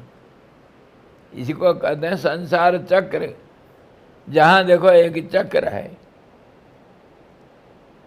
स्वामी जी, इसको तोड़ा जा सकता है, जैसे आप तोड़ा जा सकता है, तोड़ो। वही तो सवाल किया था अभी, तोड़ा क्यों नहीं गया? मैं इतना समझाया, सिर फोड़ा, तोड़ा ने तोड़ नहीं पा रहे करके। अभी तक क्या कर रहे थे? इसको तोड़ने के लिए कोशिश कर रहे थे, नहीं टूट रहा है। वहाँ तो नारद जी महाराज ने डंडा मार दिया। अरे डंडा क्या, मेरे यहाँ से ये चमड़ा मांस से अलग करके दिखा दो, चिपके हुआ है। चमड़ा अलग है, चर्बी अलग है, हड्डी अलग है, मांस अलग है ना? नहीं, अलग करो, चिपके हुए यार। ऐसे ही ये गरम है ये चाय, इसको ठंडा करो, इसका गर्मी से गर्मी को निकालो। समय लगता है, परिश्रम करना पड़ता है। इसी प्रकार ये जो ठंडा पिएगा उसको ठंडा करना पड़ता है। ऐसे ही कर्म को हमारे इससे जो चिपके हुए संसार में मतलब मैं जो अहंकार वो शरीर में चिपका हुआ है, इसी को कहते हैं चित्त जड़ ग्रंथि, शरीर के साथ चिपके हुए हो। कपड़ा निकालो, नंगे हो जाओ, शर्म लगता है। अच्छा, ऐसे ही तो ये शरीर को भी छोड़ने के लिए शर्म लगता है, डर लगता है, मर जाऊंगा, डर लगता है। अच्छा, कपड़ा को डर लगता है। मैं कान थोड़ा काट देता हूँ, एक दांत निकाल देता हूँ तोड़ करके, होगा? हम छोड़ना नहीं चाहते हैं, ऐसे ही पकड़े हुए हैं। एक्सपेरिमेंट करेंगे डर। तो कहने का मतलब इसी के ऊपर तो दिन रात हमेशा चर्चा इसी के ऊपर, छूटता नहीं। वही भी सवाल किए थे, छूटता नहीं, क्यों नहीं छूटता है? इतने अभी विचार किए, देश काल परिस्थिति, कर्म और कर्म फल, उसका फिर हमारा प्रयास, सेल्फ एफर्ट, और फिर पूर्व का संस्कार प्रेरणा कहाँ देता है, ये सारे मिलता है परिस्थिति। तो वो कराए स्पंदन के कारण संबित जगत की बीज हो जाती है, और स्पंदन के अभाव से अबीज रूप हो जाता है। उसी के अंदर सूक्ष्म रूप से अंकुर श्री भी स्थित है, अतः वही बाहर निकलकर स्थूल अंकुर रूप हो जाती है। जो बीज है वही अंकुर बनता है, दूसरा रूप ले लेता है वो। उसको हम साइंटिफिकली दूसरे कहते हैं कि वो पोटेंशियलिटी के रूप में अंदर रहता है, डीएनए के रूप में रहता है अंदर। पेड़ ही बीज के अंदर रहता है, जैसे भी कहो चीज़ को समझो। इतना हम साधारण भाषा में कह सकते हैं कि बीज का रूपांतरण को अंकुर कहते हैं, रूप बदल गया। ऐसे ही उसका पूर्व रूप को भी हम बदल सकते हैं। जो उसमें जो रूपांतरण का जो शक्ति है, उस शक्ति को भी हम खत्म कर सकते हैं। आग में भून लो, तब वो जो शक्ति था रूपांतरण होने का, एक चेष्टा उसके अंदर छिप करके था, वो खत्म हो जाती है। इसीलिए कर्म को खत्म करने के लिए बीज को नष्ट कर दो। बीज को अभी तक हम विचार करके आए हैं कि चित्त ही इसका सारा बीज है, जहाँ वो पोटेंसी रहता है। पोटेंसी मतलब कर्म करने का अभिलाषा संस्कार के रूप में और स्मृतियाँ के रूप में रहता है चित्त में। तो उसको नष्ट करने के लिए जब हम उसके स्पंदन को नष्ट करेंगे तो वो नष्ट हो जाएगा। स्पंदन का नष्ट करना मतलब इसी को समझ जाने के बाद, इसी को कल भी इसको विचार किए थे, योगी की भाषा में, पतंजलि की भाषा में कुछ कहते हैं, वो ज्ञानियों के रूप में वो और कुछ भाषा का प्रयोग करते हैं, भक्तों के भाषा में और कुछ शब्दों का प्रयोग करते हैं, और कर्मयोगियों का भाषा में और कुछ शब्दों का प्रयोग करते हैं, और कितनी रास्ता है कोई ठिकाना नहीं। सब अपना अपना भाषा, अपने अपने तरीका को इस्तेमाल करके कुछ ना कुछ बोलते हैं। सबका लक्ष्य है ये जड़ को ख़त्म करना, यही बात है। ये जो चित्त है इसको ख़त्म करो, मन को मारो, मन को मार डालो, बीज को भून लो, चित्त को स्पंदन रहित करो, अथवा चित्त का धंधा को निपटा दो, खत्म कर दो। चित्त का धंधा कुछ भावना स्पंदन तैयार कर, अथवा मन को मार दो, अथवा मन को सात्विक करके और निश्चेष्ट कर दो, अथवा चित्त का वृत्ति को निरोध कर दो। कुछ कुछ भाषा कहो, काम तो एक ही है भाई। कोई कहता है ध्यान करो, कोई कहता है कीर्तन करो, कोई कहता है जप करो, कोई कहता है तप करो, है। मन को आप मारने के लिए बता रहे थे, हम तो मन को मार दिया। आप मार दिए? मन को मार के ही तो बैठते। नहीं, अभी उसको जिंदा कर देना 1 मिनट में। बेचारा को मत मारो, 1 मिनट में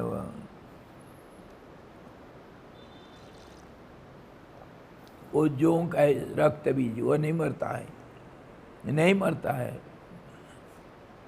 रक्त बीज जानते हैं ना, 1 बूंद खून जहाँ पड़ेगा उससे 1 असुर पैदा होगा। जोंक लीच पानी से जो पैदा होता है, उसको मैं परीक्षा करके देखा हूँ, पहले सुना, विश्वास नहीं हुआ, परीक्षा किया।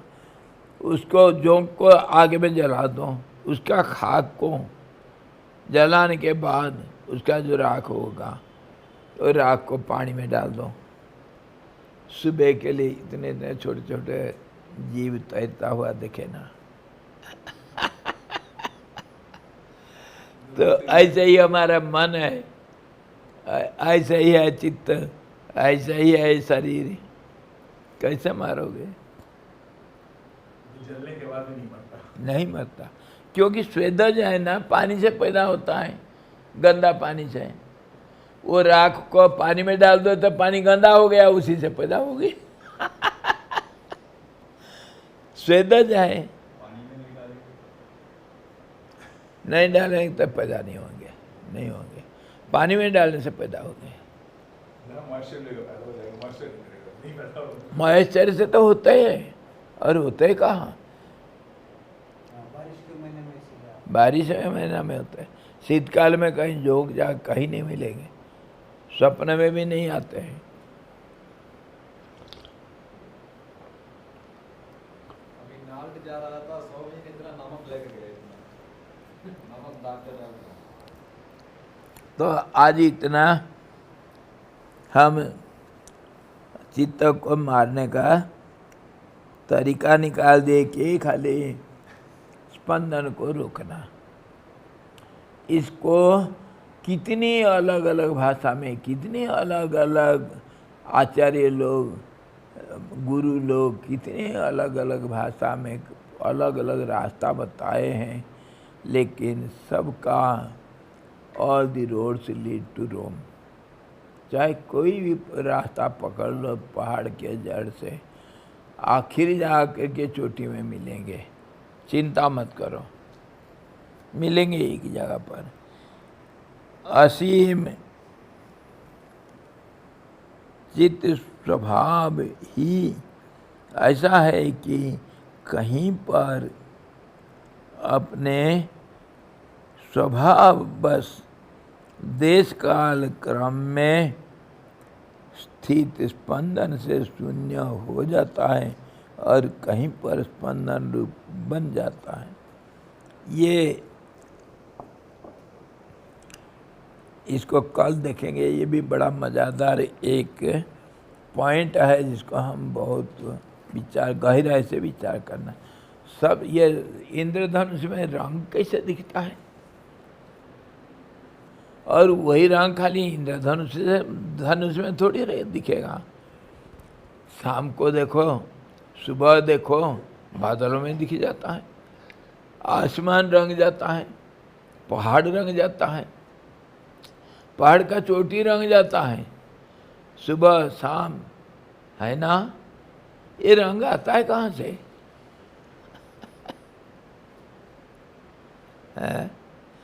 चंद्रमा को देखो, कभी चंद्रमा के चारों तरफ मंडल दिखता है, एक चारों तरफ कुछ ओरा जैसे, कभी चंद्रमा के चारों तरफ दूर दूर तक एक गोलाई दिखता है, सूर्य के चारों तरफ भी दिखता है।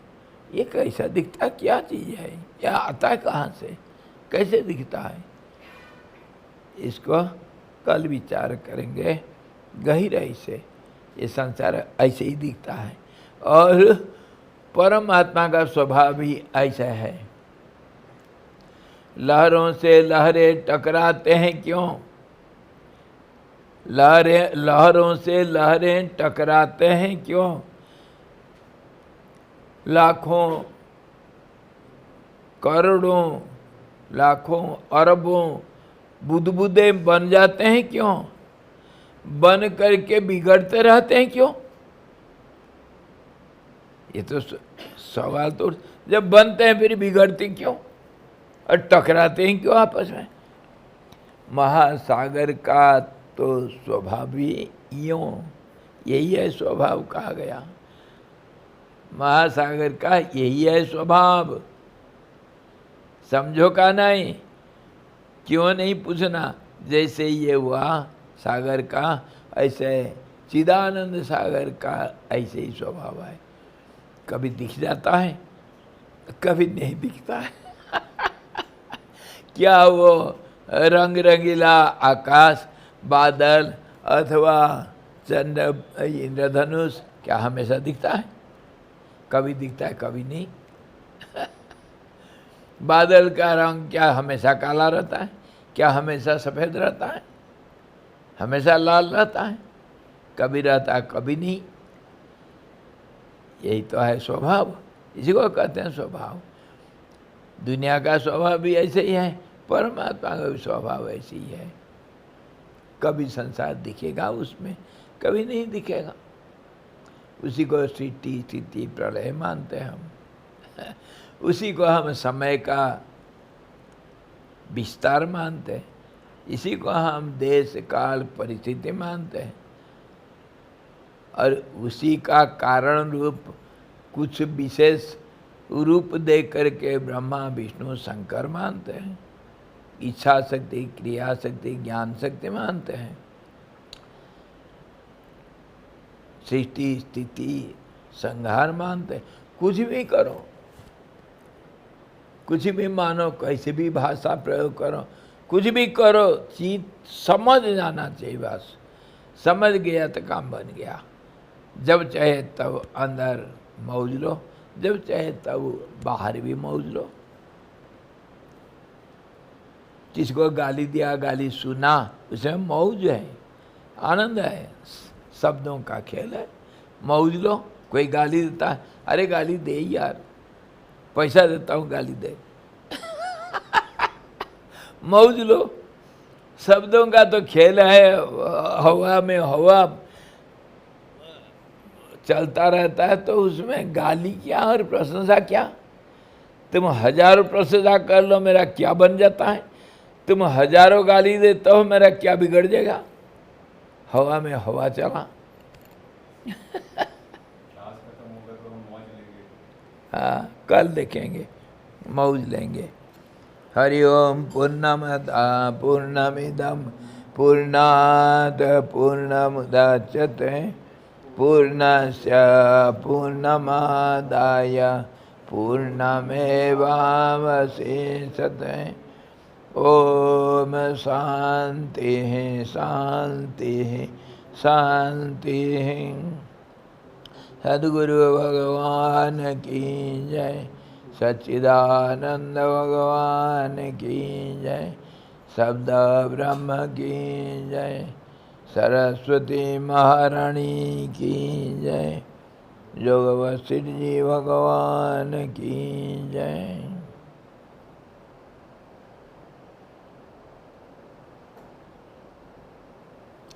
हरि ओम। सुनो, कल हमारा अंदर वाले भाइयों और बहनों ध्यान से सुनो। कल हमारा अखंड रामायण का व्यवस्था किया जा रहा है, तो कल हम क्लास तो कर सकते हैं 9:30 से नहीं तो 9 से करो, 9 से 10:30 बजे तक, और उसके बाद 9 से 10:30 बजे करेंगे। ठीक है, राजी है? 9 से 10:30, नहीं तो 9:30 में आओगे तो 10:30 तक। 10:30 के आगे नहीं चल सकते हैं, हमको तैयारी कर। हाँ जी, 9 से 10:30। 9 से 10:30 सबको बोल दो। और फिर परसों नहीं हो पाएगा क्लास, क्योंकि परसों 12 बज जाएगा और फिर उसका पूर्णाहुति, हवन उवन ये सब, इसीलिए परसों तो क्लास नहीं होगा। कल इसीलिए हम ज़बरदस्ती करेंगे क्लास थोड़ा कम समय के लिए। 9 से 10:30 करो। ठीक है भाई? या अखंड रामायण के लिए। हरिओम स्वामी जी। जय गुरुदेव। हरिओम स्वामी जी। जय गुरुदेव। वहीं राम राम कर लेना। ये भी रामायण भी है ना, योग वशिष्ठ? योग वशिष्ठ रामायण है। तो महारामायण। हाँ, महारामायण कहते हैं, ये भी रामायण है। हरिओम स्वामी जी। हरिओम भाई, जय हो। नमस्कार स्वामी जी। हरिओम, साष्टांग आशीर्वाद। धन्यवाद स्वामी जी। जय हो।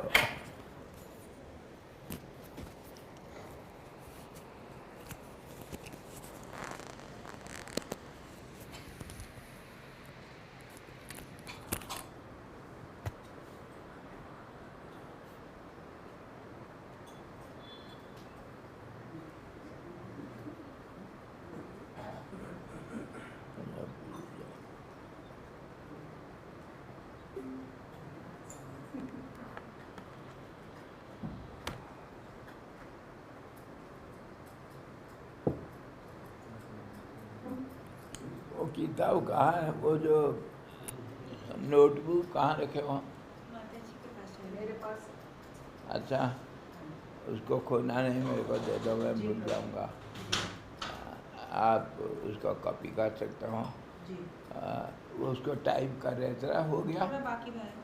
अच्छा, कर दो। और उसको एक कॉपी मेरे को और ओरिजिनल दे देना। उसको मेरे को पूरा करना है, अभी अधूरा है।